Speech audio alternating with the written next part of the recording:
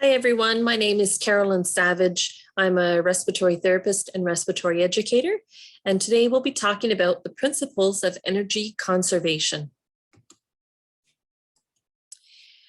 The objectives of this presentation is to talk about what is energy conservation, identify the 6 principles of energy conservation, and learn some ways to manage your breathing and your energy levels to do the activities that you want to do. Take a moment now to just think about your breathing and your energy levels at this time. What activities make you the most short of breath? What activities are easy for you to do? What makes them easier than other activities? Thinking about the time of day, what time of day do you have the most amount of energy levels, and what time of day do you have your least amount of energy? Energy conservation really means budgeting or managing your body's energy in order to do the activities that you want to do more easily. Learning energy conservation techniques will help you decrease the amount of energy demand on your body. And it's important to find a balance between working your body and resting your body so that you have the energy to do the activities you need to do and the activities you enjoy.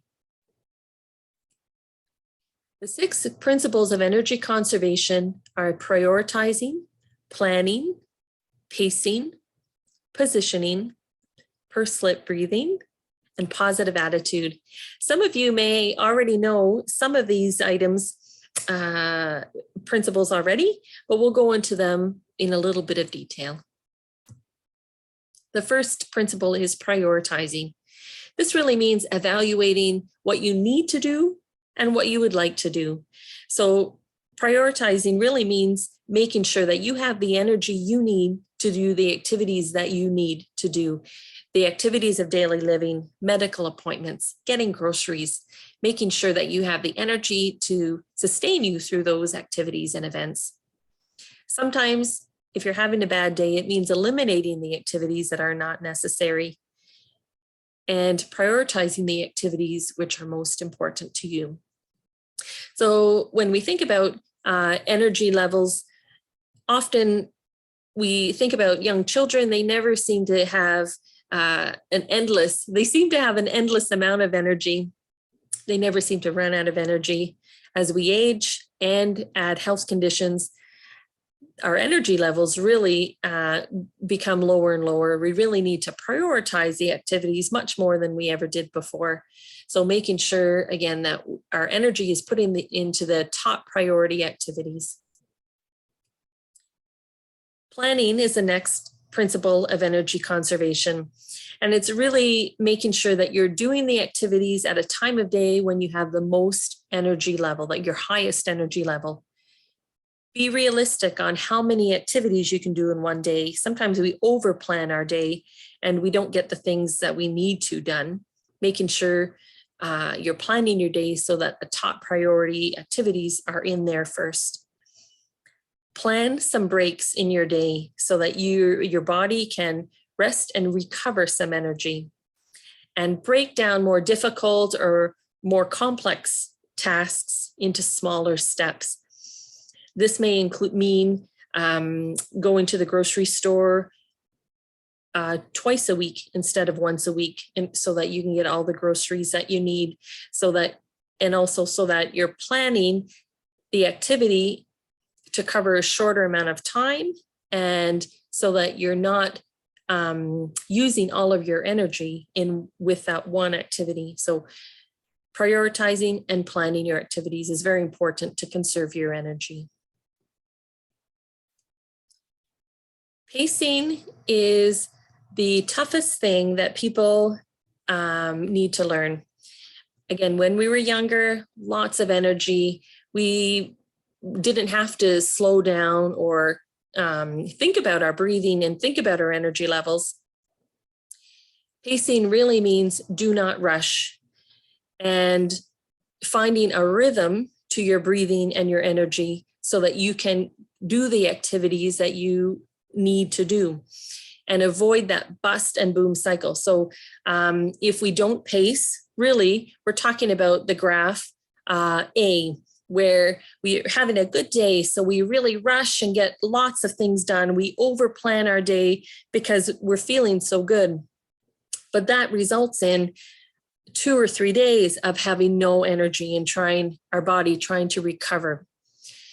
Pacing really means, again, slowing down, prioritize, planning, graph B, where we still have good days and bad days, but we're not taking 2 or 3 days to recover from a day that used so much energy and effort. The good and bad days still allow us to have the energy for the things that we need to get through, and allows our body to recover. So again, avoiding the boom and bust, but pacing ourselves, pacing our energy, pacing our breathing, so that we get through and get the activities done that we need to do and aren't taking days to recover. Positioning is another principle for energy conservation. It really means being aware of our body movements and our body postures, so that our body's energy isn't put into poor body postures and body positioning. Organizing the space around us to avoid reaching or bending, making sure that the tools that we need are close in hand, close at reach, avoiding carrying or heavy objects, pulling, pushing, or sliding are less demanding on the body. This may also mean using tools to help you do an activity. So finding a carrier with wheels, so that, again, you're not needing to lift or carry something, but you're able to pull it behind you, thinking about groceries, for example. Work at a height that allows you to keep a good posture, so that, again, you're not bending and reaching. And if you're tired, try performing the task sitting down. So really modifying the activity so that your body's energy is put into completing the activity and not put into poor body posture.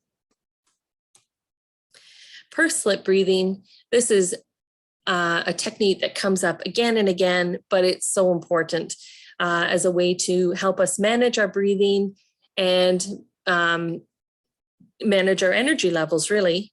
Using this technique while doing activities is important, and practicing this technique at rest, so that you're naturally going into the maneuver. Start the breathing rhythm before doing a vigorous activity, and exhale when the effort is needed. So, for example, using Preslip breathing when lifting. So another using Preslip breathing with an activity is actually also known as paced breathing. So before lifting, keeping a good posture. In this image here, the person is bending at the knees, making sure that the object will be close to the body. Planning ahead may even mean making sure that you're not needing to lift something off of the ground, but that it's at a more up level height. But making sure you have the good lifting technique to keep your body posture in check, and also to manage that energy needed to lift. While moving, keep the breathing rhythm going. So before lifting, you're in through the nose, out through the mouth. Keep that rhythm going. Don't hold your breath through the maneuver. Bending over, setting the package down. Exhale on the effort of lifting. Big breath in, breathing out. Keep that rhythm going until you're finished the activity. In a great way, it slows down the pace. So don't rush it. Don't hold your breath. It allows you time to breathe and helps you conserve the energy needed to do that activity. It's a tough one. It takes practice. But as you get into it, as you get used to that rhythm, the slower pace, you will have the energy to do that activities and other activities after. Keep a positive attitude. We are not young anymore. Be kind to yourself. The things that you used to do, the energy that you used to have changes as we age. Be kind to yourself. Make sure that you are positive about the things that you can still do. Keep a good sense of humor. Keep good supports around you. Visualize yourself, see yourself as somebody who makes the most of what you have and focus on the things that you can do differently and not the things that you can't do as easily.